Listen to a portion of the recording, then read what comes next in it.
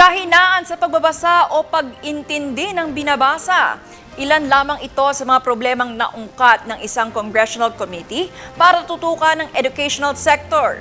Narito muli si Gazi Sarip.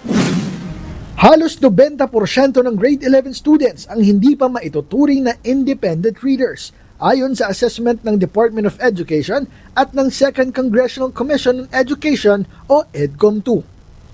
Ibig sabihin, marami pa ring estudyante ang hirap sa reading comprehension at pangunawa ng mga aralin ayon sa kanilang grade level batay sa resulta ng Senior High School Literacy Assessment noong March 2026. Halos 50% ng grade 11 learners ang nasa frustration level habang 28% naman ang nasa instructional level.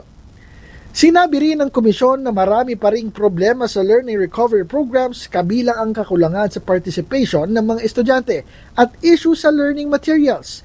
Nanawagan naman si House Committee on Basic Education Chairperson Roman Romulo na mas tutukan muna ng DepEd ang basic skills gaya ng reading comprehension at mathematics.